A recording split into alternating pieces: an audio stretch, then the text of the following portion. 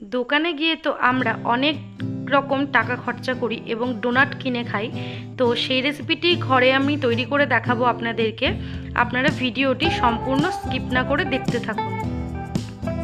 আমি এখানে প্রথমে একটি উষ্ণ গরম দুধ নিয়ে নিয়েছি। উষ্ণ গরম দুধের মধ্যে 1 থেকে 1.5 চামচ মতো ইস্ট আমি গুলিয়ে নেব। ইস্টটাকে আমি অ্যাক্টিভেট হতে দেব আধ ঘন্টা পর্যন্ত। এবার একটি পাত্র দিয়ে আমি ইস্টের বাটিটি ঢেকে রেখে দেব। এবারে আমি একটি বাটির মধ্যে কিছুটা পরিমাণে ময়দা নিয়ে নেব। এই ময়দার মধ্যে আমি দিয়ে দেব সামান্য পরিমাণে নুন আর দিয়ে দেব কিছুটা পরিমাণে চিনি। এবারে আধ ঘন্টা পর ইস্টটা অ্যাক্টিভেট হয়ে যাওয়ার পরে এই ইস্ট গুলানো দুধটাকে দিয়ে খুব ভালোভাবে ময়দাটিকে মেখে নেব। একবারই ইস্টটাকে দিয়ে দেব না, অল্প অল্প করে ইস্ট দিয়ে ময়দাটাকে খুব ভালোভাবে মেখে নেব।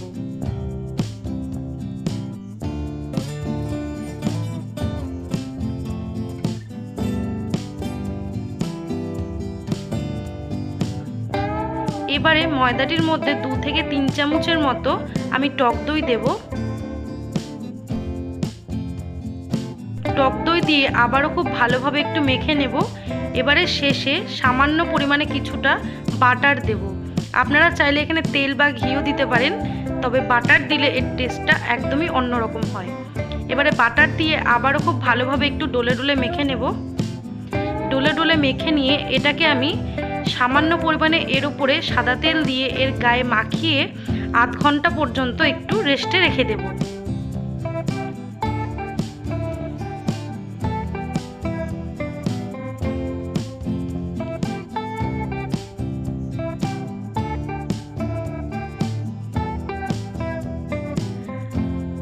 এক ঘন্টা পরে দেখুন কতটা সুন্দর অ্যাক্টিভেট হয়ে গেছে ইস্টটা এবং কতটা ফুলে উঠেছে এই ময়দার ডোটি।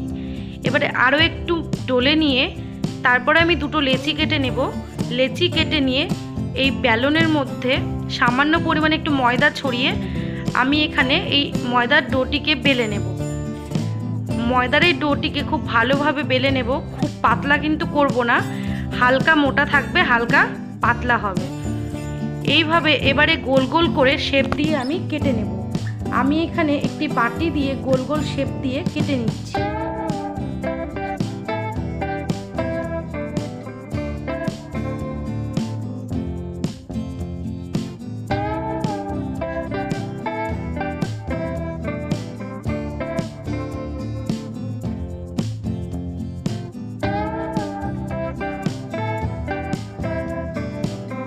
আপনাদের কাছে বাটি দিয়ে এভাবে কেটে নিতে অসুবিধা হলে আপনাদের যেটা দিয়ে সুবিধা হয় আপনারা সেটা দিয়ে কিন্তু এইভাবে গোল গোল শেপ দিয়ে নিতে পারেন।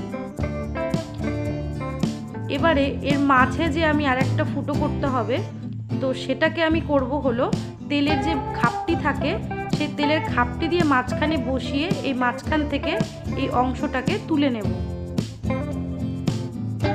দেখুন এইভাবে করে কিন্তু সম্পূর্ণ ডোনাটের মতো একদম স্ট্রাকচারটা চলে এসেছে। আপনাদের যদি বুঝতে কোথাও কোনো সমস্যা হয় অবশ্যই কমেন্ট করে জানাবেন। এভাবে আমি একে একে সব ডোনাটগুলোকে তৈরি করে নেব। দেখুন আমার এখানে কিন্তু সবকটা ডোনাট তৈরি করা হয়ে গেছে। এবারে একটি কড়াইয়ের মধ্যে কিছুটা পরিমাণে তেল দিয়ে তেলটাকে গরম করে নিয়ে একে একে ডোনাটগুলোকে দিয়ে খুব ভালোভাবে লো ফ্লেমে ভেজে নিতে হবে। এখানে কিন্তু গ্যাসের ফ্লেমটিকে একদম লো করে ভাজবেন, নইলে কিন্তু ভেতরে যে একটা স্পঞ্জি ভাব থাকে সেটা কিন্তু আসবে না।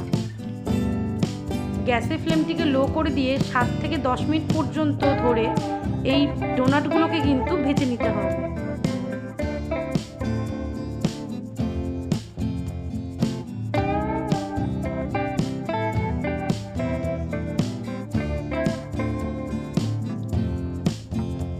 ডোনাটগুলোকে খুব মিডিয়াম ফ্লেমে দিয়ে ভাজলে এই ডোনাটগুলো কিন্তু খুব সুন্দর ফুলে ওঠে এবং খুব স্পঞ্জি হয়।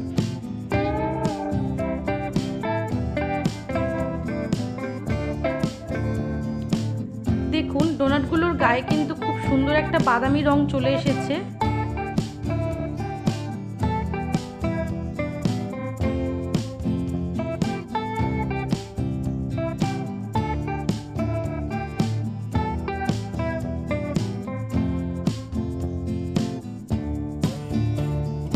এপাশ ওপাশ উল্টে খুব ভালোভাবে ডোনাটগুলোকে আমি ভেজে নেব।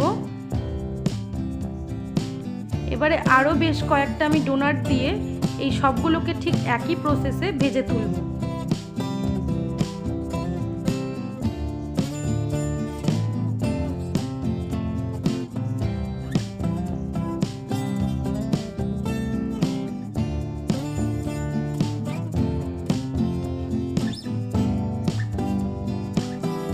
দেখুন এই ডোনাটগুলো কিন্তু খুব সুন্দরভাবে ফুলে উঠেছে এবং খুব ভালোভাবে বাদামি রঙও চলে এসেছে।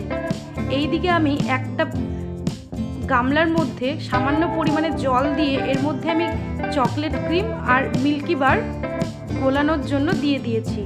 এদিকে আমার ডোনাটগুলো ভাজা হয়ে গেছে। এবারে দেখুন আমার এদিকে কিন্তু এই ক্রিমগুলো চকলেটগুলো কিন্তু গলে গেছে। আমি যেহেতু খুব বেশি চকলেট পছন্দ করি না, সেই কারণে আমি এখানে লেয়ারগুলো খুবই হালকা দিয়েছি। আপনারা চাইলে কিন্তু এখানে চকলেটের পরিমাণটা একটু বাড়িয়ে দেবেন আর বেশিক্ষণ করে গাঢ় করে গুলিয়ে নেবেন, তাহলে কিন্তু এগুলোর গায়ে খুব ভালো একটা মোটা আবরণ পড়বে চকলেটের। তো প্রথমে আমি মিল্কি বার দিয়ে হোয়াইট চকলেট দিয়ে আমি প্রথমে এটাকে কোট করে নিয়েছি দুটো, আর এইদিকে তিনটেকে ডার্ক চকলেট দিয়ে আমি কোট করে নিয়েছি। এবারে ডেকোরেশনের জন্য আমি এখানে এর ওপরে সাদা তিল দিয়েছি। যেহেতু আমার ঘরে সাদা তিলই ছিল, সেই কারণে আমি সাদা তিল দিয়ে ডেকোরেশন করেছি। আপনাদের কাছে অন্য কিছু ডেকোরেশনের জন্য থাকলে আপনারা সেগুলো কিন্তু অ্যাড করতে পারেন। দেখুন আমার ডোনাটগুলো কত সুন্দর হয়েছে এবং খেতেও কিন্তু দারুণ হয়েছিল।